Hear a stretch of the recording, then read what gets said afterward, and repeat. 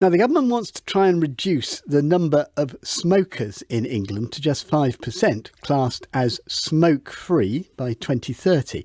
That's according to a recent report by the former chief executive of Barnardo's. In that report, he suggested raising the age at which you can buy tobacco year by year should be part of that plan. But he also proposed that vaping should be more readily promoted as a definite way to stop smoking.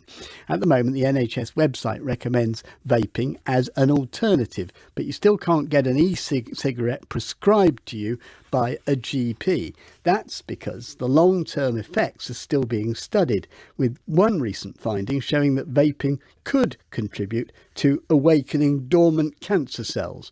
Well, Richard Hannam from Prudhoe in Northumberland used to smoke a pipe. He took up vaping as a means to quit around 10 years ago, and he joins me.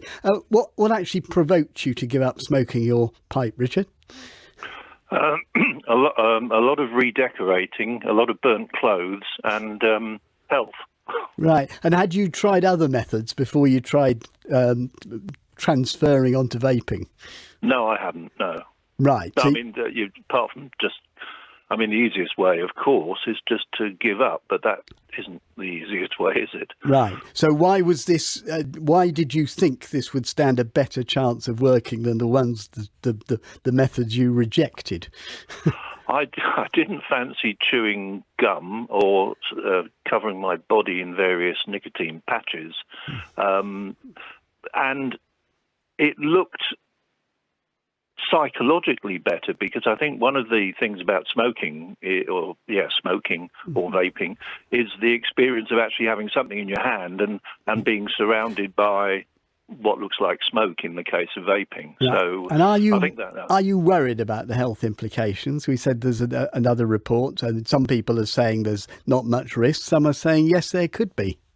I'm a lot less worried than I was 10 years ago, and I also feel better. I haven't experienced any symptoms of vaping, if you like, apart from doing it. OK, stay there. We'll get back to you if we can. We may not be able to, but thank you for that. Let's speak to Rachel Kaminsky. She is a respiratory consultant at the NHS Gloucestershire Foundation Trust. That research that we talked about was into lung cancer that isn't caused by smoking, but by air pollutants. I mean, what did you make of it? So we're getting more and more data every year on the effects of vaping.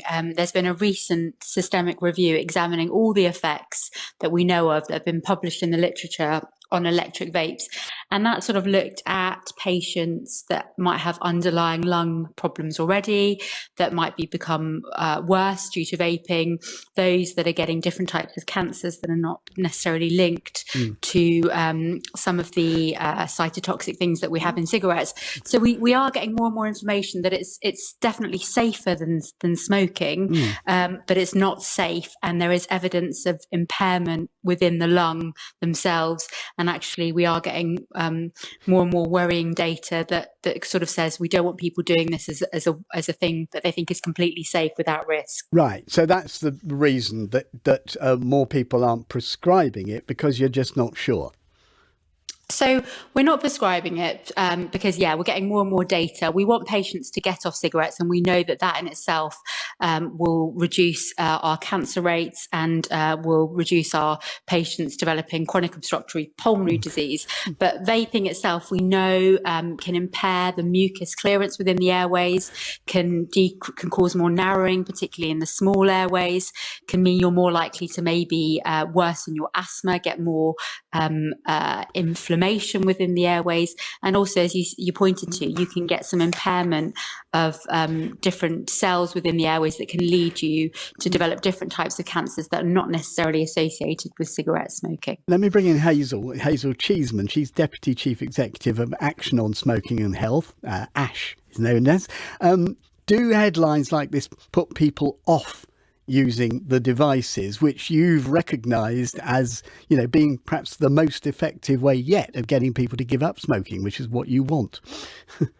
Yeah, no, I think we are concerned that these headlines put people off. I mean, from our research, around a third of smokers wrongly think that e-cigarettes are as harmful or more harmful than smoking, which, given that smoking kills 1 in 2 lifetime users, is quite astonishing that people are taking that impression away. Because although there are things we don't know about the harms from e-cigarettes, using them long term, we do know that they don't contain many of the toxins which cause the whole raft of diseases which smoking causes. And as Rachel was saying, we have really quite strong confidence that these products are much less risky, less harmful than continuing to smoke, and they're quite good at getting people to stop smoking. So that's why NICE has been recommending that people are advised that they're an alternative, while the MHRA have been proactively looking for products to come along and be licensed as a medication so that they could be prescribed to people who would benefit from them. But in promoting e-cigarettes as a better alternative to smoking, isn't there a danger of encouraging vaping more widely before we know the risks? So, there is a concern about use among people that don't smoke, because most, by far, we've got about 4.3 million vapers in this country, but pretty much all of them are ex or current smokers. But there is a concern, if people don't smoke, using these products might have a level of risk. And that would be particularly concerning in under 18-year-olds as well. And that's why we have an age of sale of 18 and why we take a precautionary approach with young people. So certainly, if you're a non-smoker, these are not products for you.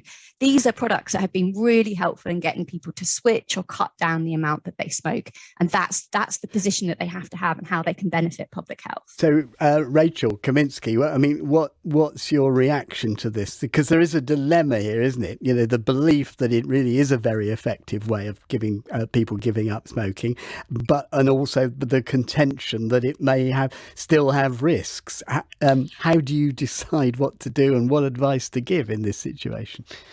So you want to do the best for as many people as possible, and we definitely know it's a lot safer than smoking cigarettes and smoking pipes. So in all those patients, we would definitely say, if this is a way for you to get off smoking cigarettes and pipes, then we would recommend this. But what we're saying is, don't start this as something that you think is completely risk-free if you don't already smoke or take a pipe, because there are things that will affect your airways. And also, we want people to use it as a way to fully then get off smoking anything, because ultimately, if they cannot inhale anything into their lungs, they're not putting anything in there that can potentially cause damage. So ideally, to be used as a stepping stone to eventually not be able to inhale anything into the lung. And obviously, that would be our greatest wish for all of these patients. I just want to go back very quickly to Richard. Anything in there that would make you change your mind? No, I think this comparison that vaping is safer than smoking is the right one, because anything that's safer than smoking is good, but the ultimate safety is quit altogether. Right, okay. Richard, thank you very much. Hazel Cheeseman and Rachel Kaminsky.